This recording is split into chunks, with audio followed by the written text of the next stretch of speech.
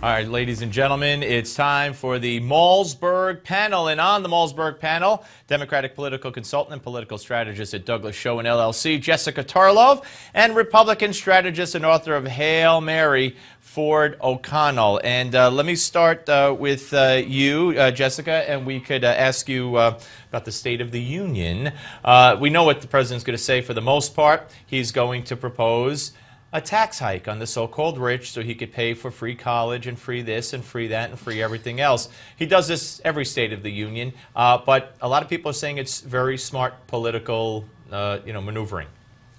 I think that it is. I mean, you said the so-called rich. They're not so-called. They're really rich. I mean, there's a new Pew study out that says by 2016, the top 1% is going to control half of global wealth. I mean, there's no reason why we can't move capital gains tax out and why banks shouldn't be taxed more. But what's really concerning to me is actually that I haven't seen any news about whether he's going to talk about foreign policy, and if he is, what he's going to say. I mean, we're not that far away from the Paris attack. There's a new ISIS video out, or supposed ISIS video out, and I would really like to know what he's going to be saying on that issue. But the problem with that, Ford, is we've heard it. It's a broken record. And basically, I wasn't here yesterday, but over the weekend I tweeted out and Facebooked out that Obama had his Reverend Wright moment when he said, standing next to Cameron on Friday, he said that Europe has to be more welcoming to Muslims. Basically, the European chickens have come home to roost. That's how I interpreted it. Well, you're right. I don't know what President Obama can say about his foreign policy. It's in the toilet. ISIS is gaining ground in Syria. Boko Haram's gaining strength in Africa. 76% of Americans are concerned about countering terrorism. And frankly, terrorism and Islamic extremism is just frankly not on the president's agenda. He's going to use the State of the Union to focus on domestic policies and to troll Republicans with his typical retread Robin Hood routine. And he's basically, discussed the same five tax hikes over the same past five State of the Union. So this is nothing new. Liberals basically think that we are one tax hike away from prosperity, and with wage stagnation and the economic mobility issues, that's just not the case. And President Obama is not interested in fixing those policy issues. What he's interested in is trolling Republicans and seeing whether or not Republicans take the bait. Yeah, Jessica, I mean, how is he going to convince the people who have left the workforce, who are making half or less than what they made the first time around, who are working 2 jobs now, who aren't counted as unemployed anymore and are out of the statistics, and the average American worker who's making less than when Obama came into office, even if they are working? How's he going to convince them that the economy's good? Well, I think that he's going to, the unemployment rate is down to 5.6%. We have had sustained economic growth over the last 4 years, I think it is. I mean, this is going to be a slow recovery, but it is a recovery.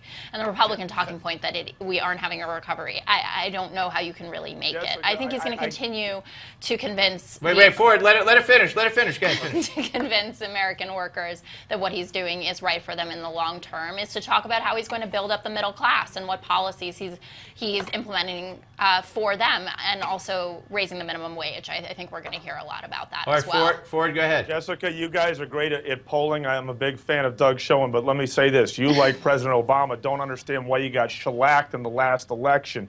Americans did not like Republicans. They don't even agree with most of their policies. What they're concerned about is that the economy is not growing fast enough and the country's going in a wrong direction. And the president, while he's identified the right problems, doesn't understand the root cause of that situation. And essentially, you guys believe that we're going to tax and regulate our way there. And frankly, it's up to Republicans to come up with solutions because the song and dance is tiring.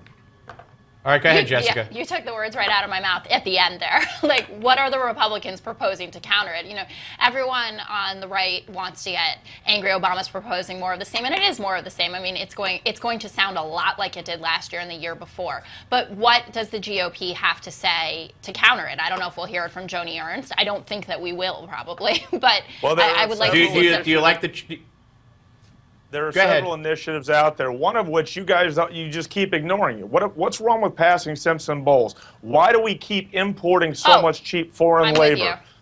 There's a lots of things out there that we could actually work on, but this is the deal. President Obama is trying to frame this for Hillary Clinton in 2016, and while this is great rhetoric, it's policy light on calories, and it's not going to help move the ball forward. The question is whether or not, now that we have a Republican-controlled Congress, do we actually want to get down to work? Sadly enough, I don't think the president wants to compromise. He wants to continue trolling Republicans, and he's doing a very good job. All right, guys. Both of you will be back right after the break, and we'll have more of the panel. Wait till you see who the president's going to speak to, be interviewed by after the State of the Union.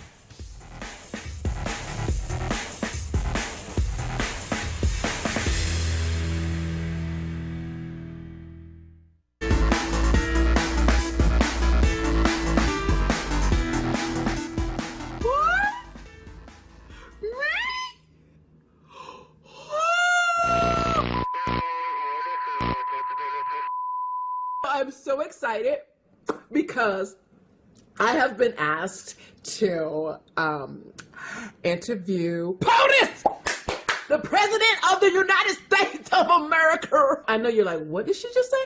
I know, the President of the United States. All right, I don't know if you know anything about this woman, ladies and gentlemen. One of my Gimme Fives is on her today, so make sure you check it out in the next few minutes, on the next segment, as a matter of fact. She's going to interview Barack Obama after the State of the Union. When last seen, she was in her car showing her push-up bra, shall we say, and how she was going to win her boyfriend back. Yeah, that's who Obama's going to talk to. Before we get back to the panel, I want to remind you all to tune in to Newsmax TV tonight at 9 p.m. Eastern Time for extensive coverage of the State of the Union address. Newsmax's J.D. Hayworth and Miranda Khan will be joined by high-level commentators, including John Fund, to discuss the president's speech and what's ahead for 2016. 9 p.m. Eastern right here on Newsmax Television. All right, I don't know that... as we go back to Ford O'Connell and Jessica Tarlov, I don't know if Ford was able to see her, so we'll start with you, Jessica. She gets like 20 million hits on her YouTube videos, and that's probably about the amount of people that'll tune in to see the State of the Union tonight. So I guess he's going to double his exposure by going on with her. But what would possess the president to diminish the office even further by answering questions from this woman?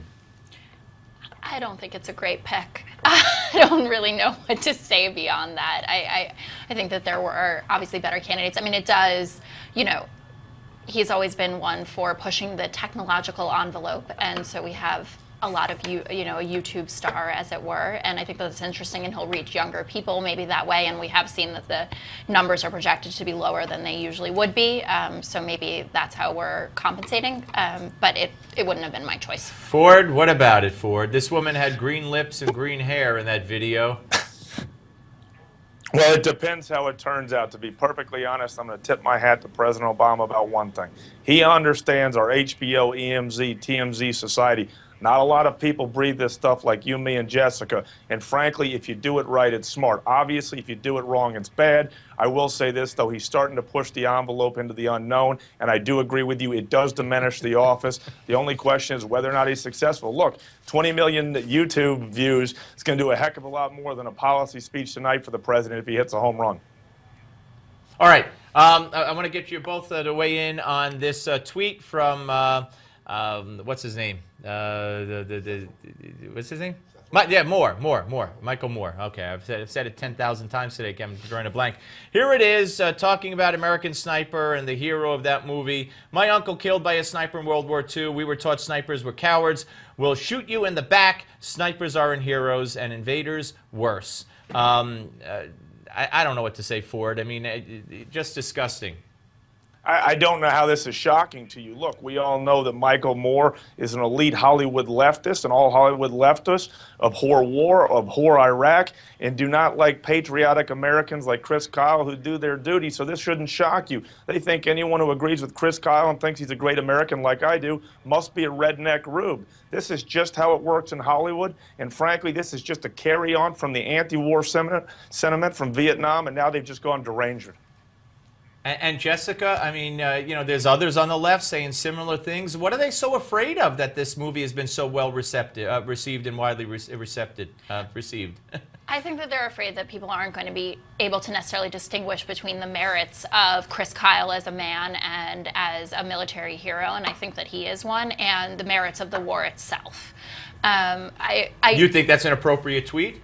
No, not at all. And Okay. I mean, his backtrack also I didn't think was adequate, saying, you know, who says that I'm necessarily talking about that What movie. a coincidence, yeah. And then, I mean, he did have a longer Facebook post about it where he tried to explain it some more. But it wasn't good enough for me, certainly, and Seth Rogen didn't help things either. Glad to hear that. Jessica Tarlov and Ford O'Connell, both of you, thank you very, very much. I appreciate it. Give Me Thanks. 5 is next. Don't miss this one, folks. Trust me.